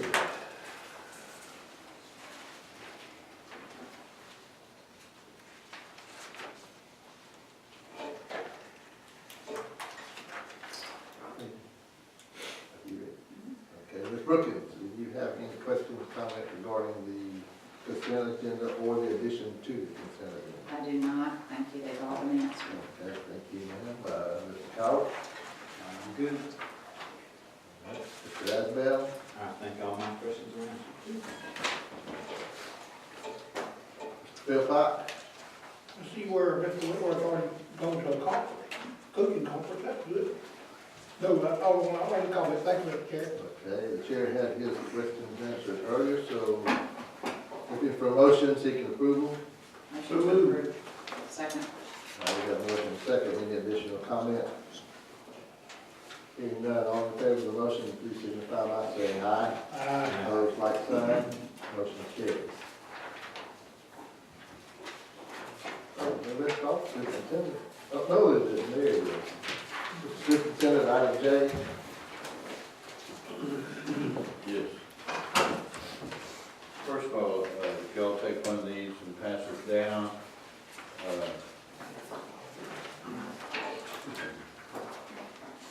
Literacy Week is January 26th through the 30th, and I know that a lot of our personnel, maybe y'all too, will be going to different schools and reading for different classes. But this gives you an outline. Carol Jones put it together.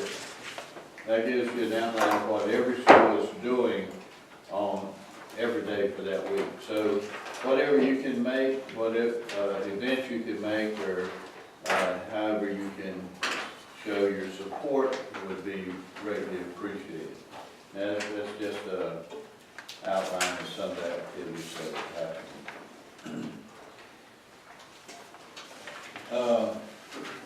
I want to bring to the board's attention that we will be appealing the B grade for Chiefland High School. Well, in fact, we already have. We sent in the paperwork, and Barb Rivers and Michelle Crawford did a lot of work in putting this together. They got, even though their score was 50%, 50 points above where the A line is drawn, they were docked to letter grade because of the at-risk quartile not meeting the required number of graduates. But we were sure that that did. The year before, we had 80% in that group that to graduate, but the cohort for the 14, it had dropped to 50%.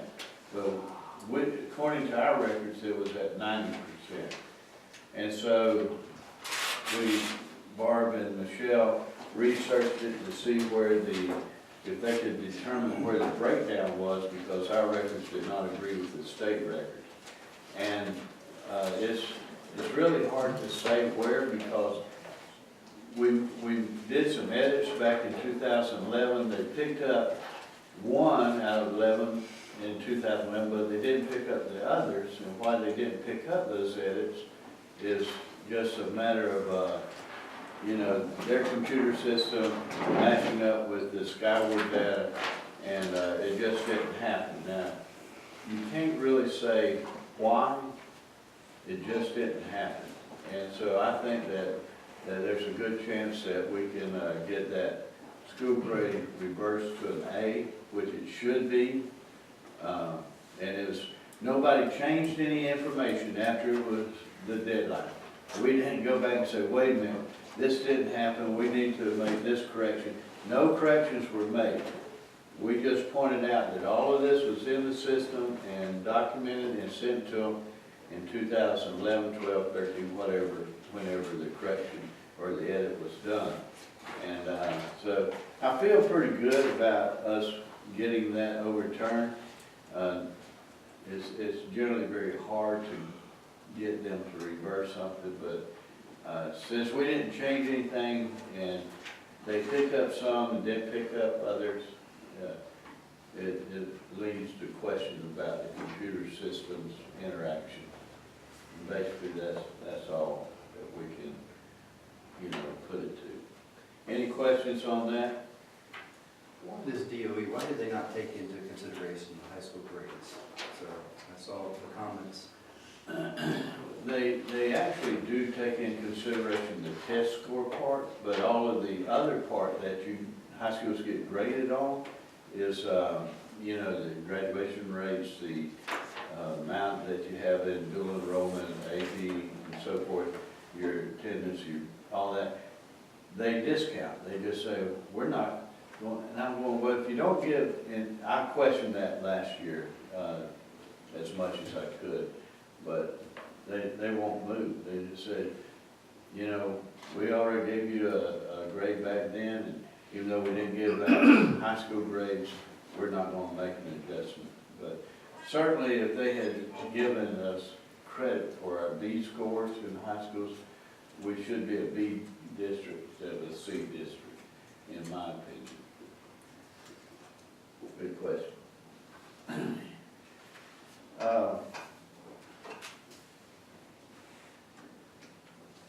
I do want to make mention, Mr. Cowart mentioned it earlier that we were at the legislative days, and so was Mr. Cowart and Mr. Turner. But Patrick spoke very eloquently about the problems that all the testing is creating for our schools and our students and our teachers and our administrators. And I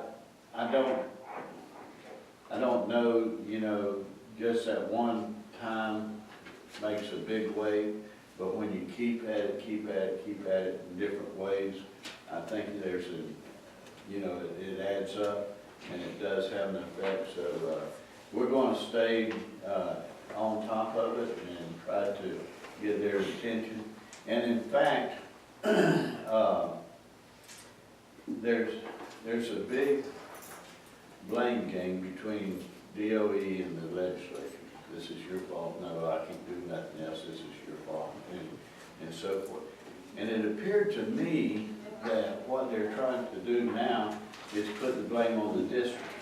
And they're claiming that we are giving a lot of tests that they didn't institute. Well, they didn't institute it like they did their standardized tests, but when they say that everybody's pay, performance pay has to be attached to an EOC, then guess what? They instituted it. But because some of these tests would be district-made tests, some of them would be,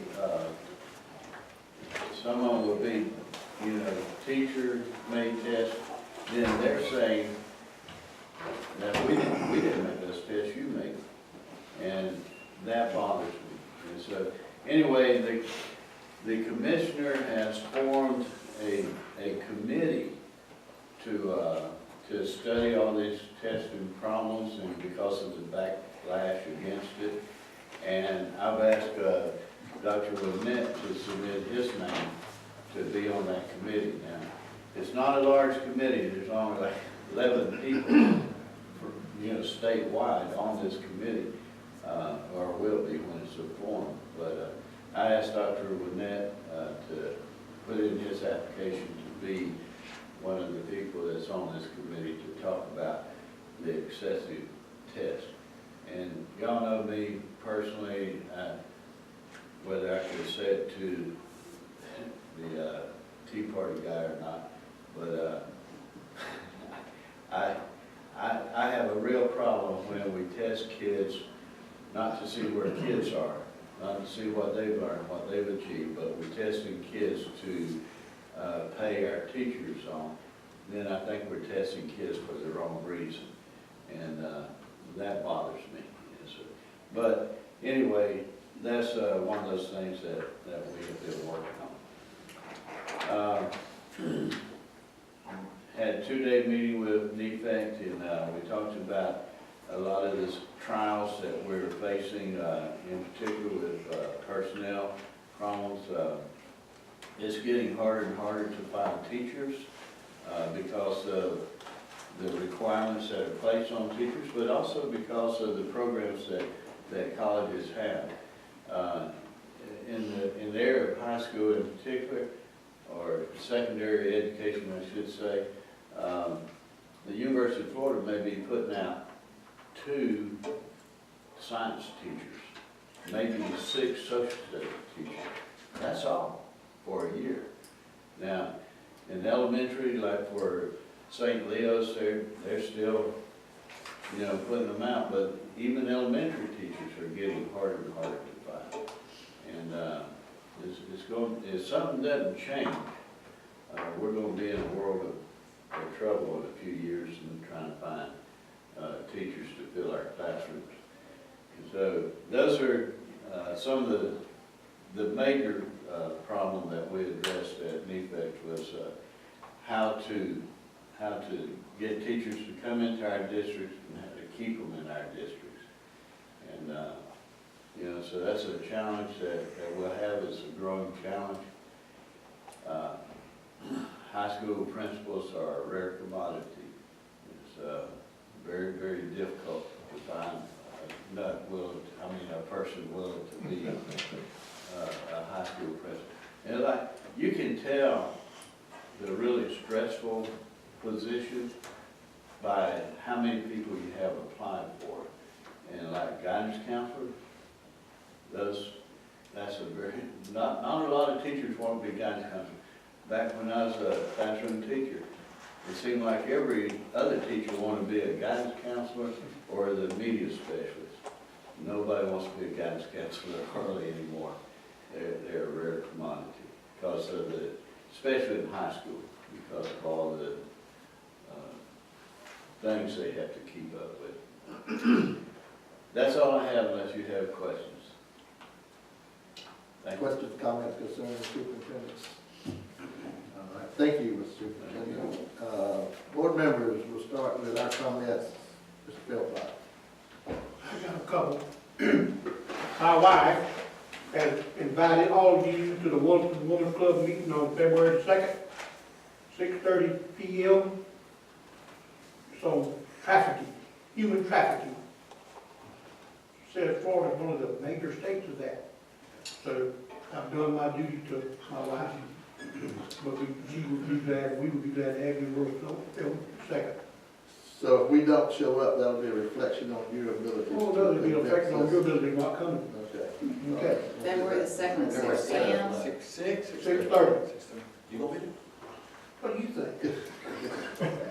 Anything else, sir? Yes, sir. I got 2 or 3 more. Okay. The next one, I don't know exactly how to word this, but I would like for us to, I like for our principals in our high schools to take a more active part in doing something to ensure that kids know that they should be wearing a seatbelt in these parking lots. Maybe some signage. Mr. Edison said that every summer that SRO put on a school, but I think we need to keep hitting them over and over again about wearing seatbelts.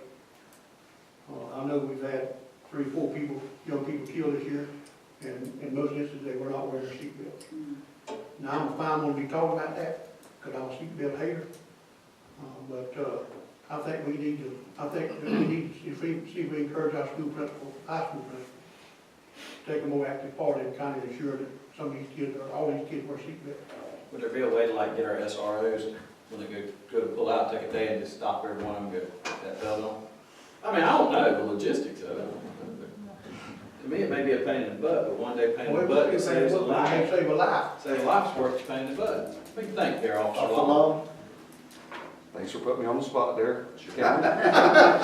Everybody has to take their turn. That's true. It's something we certainly can look at. Usually when kids are leaving the parking lots, it's a madhouse anyway, so it would be nice to kind of slow it down. So I'll look to see how we can do that safely and effectively.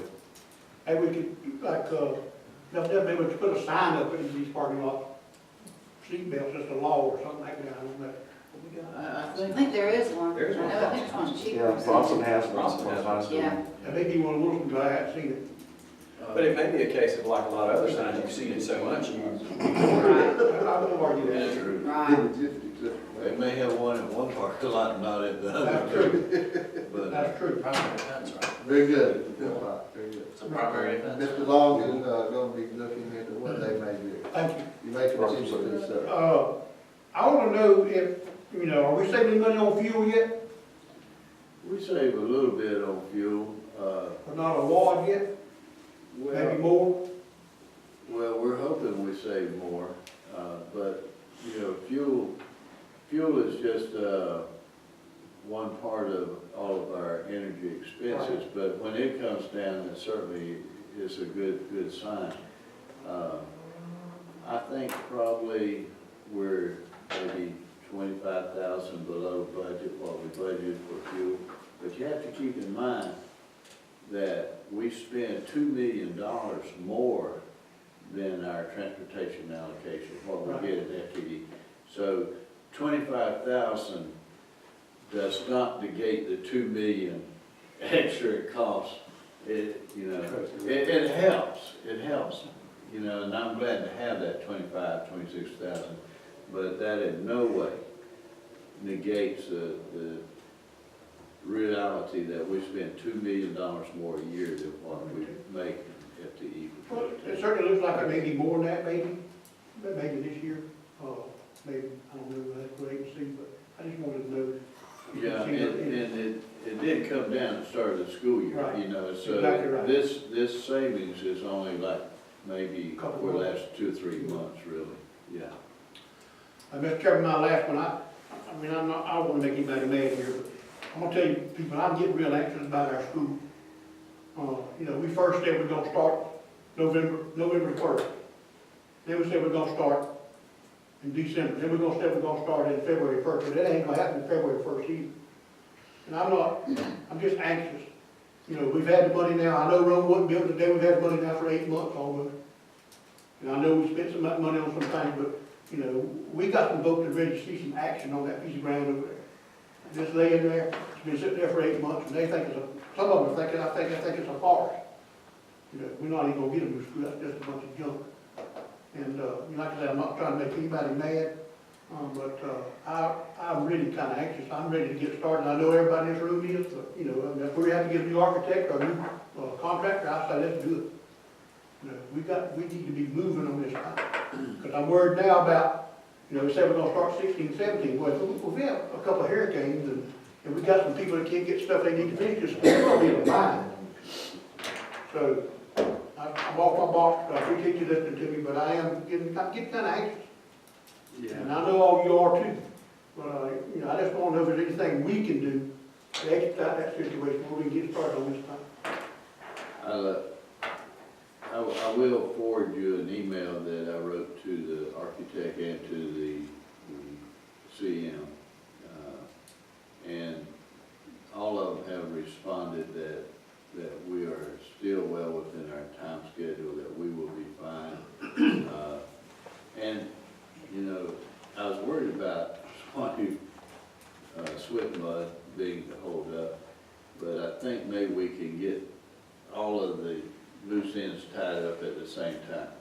The bids were open today, but that's just the opening, and then they have to be vetted and scoped, and then they will put together their assessment of what they think it will cost to build a school, and then they will make a presentation to the board, and then you have to approve it and or deny it.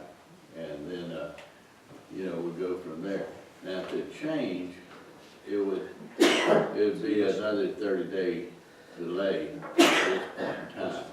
I'm not, but we don't have a And I'm not saying contract. I wanna do that now. No, we just want something happening, and I understand that. And, but I think when you read my letter, what I wrote to them, you'll understand that I'm right there with you.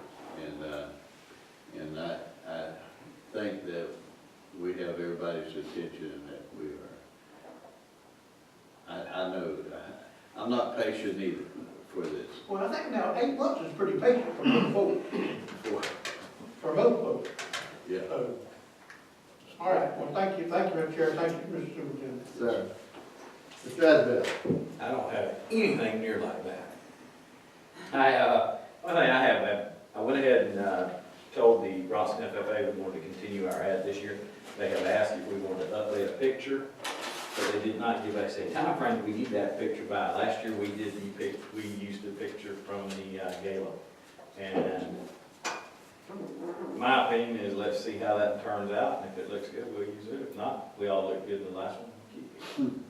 So noted. We don't look any different. That's all I got. Thank you.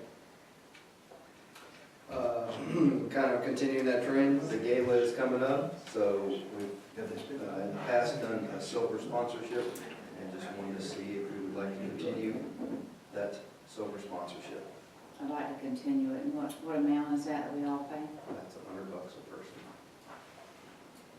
And that provides your ticket, and then if you want a spouse ticket, that's extra for guests. What's the date on it, David, again? February 14th, what a wonderful day. Be Valentine's. That's right. Bring your Valentine. I will, but I ain't going there. Careful. Be careful. Thank you. Thank you. Anything else, Mr. Collins? No, sir, like that. Ms. Brookins? I just, you know, had a lot of real positive comments in Chicoine about our ball fields and the softball fields, and they do look good, and all the extra effort everybody's been doing up there, and I think they're great. I also want to one more time comment on Kyle Quincy's program that he's doing with those volunteers, because, you know, you see things in the schools, just the things that they're doing, that not only bringing those kids and teaching them some skills, but, you know, I see a lot of home things that he does with teaching them hygiene and, you know, a lot of extra little steps that really go above and beyond. And I know a lot of teachers do that, but it's just, it's nice to be reminded of that and see what the good things are happening, so. And then also, we all received our ethics training, and I know, Pam, we have to have the school board send that in. Is that correct, Chris, that we? I think they They've already sent it in and we've been reported, but I know it has to go, On- you know, to our on your county, finance. and And then, that financial report, and send a copy of it. oh, okay, in July, our Yeah, financial they were report, we supposed have to have a copy. be updating the forms where you had a box to mark that. Okay, Because if you don't, yeah, you will be non-compliant. You will- right, okay, I know it was something we had So to, y'all are responsible Right. yourself to do it? when we just send that in July, I guess we just get that in June, and, yeah, okay. That's what I understood. But it said they sent it to the school board office so that the school board office had to record that we all I'll went. call them and ask them, make sure. Are y'all Okay. supposed to do something, or Mhm. us, or what? Thank you, and that's all I have, thank you very much. Okay, Chair has just one or two brief items. One is, listening to the comments that all of you make at these appropriate times and what we're doing here. I would just like to take this time to compliment y'all and thank y'all on the dedication and concern and care that you have, you know, with your duties and your responsibilities as a school board member. So, that's one thing that has been duly noted and is very appreciated of y'all doing this. So, thank you very much. And it's finger up the power for you. I did have one more thing, I'm sorry, whenever you do, sir. I'm completely done. Yes, I'm completely done. Thank you. I just want to thank Dr. Wernick, Mr. Hastings for coming to the legislative delegation, and you, Mr. Turner. So appreciate the support to be there, so I think it was well received, and so kind of try to stay in contact with Matt Avilio and Senator Deeds, fellows Nick and Chase and those guys. So I'll be setting up our appointments for when we get to Tallahassee. So I'm not going to read the whole thing, but I know our teachers know how important, how impactful they are, but this is just a little note. So it says, I just don't know where to start. First, I want to say how much I miss you and how important you are, and I really just wanted to tell and want you to know how much of an impact you've been in our lives. So, and this is from a student to one of our staff members, so that they shared with me, and I just realized that it goes a long way. Positive experiences that our teachers and our staff, our coaches, and all those people have in the time that they have with our students, and how impactful they are. And my hat goes off to them, and I just appreciate them. So for all of us. All right, thank you, sir. Any other business to come before the board this time? I already looked down our council, have no input for these remarks. Hearing no other business, we will adjourn the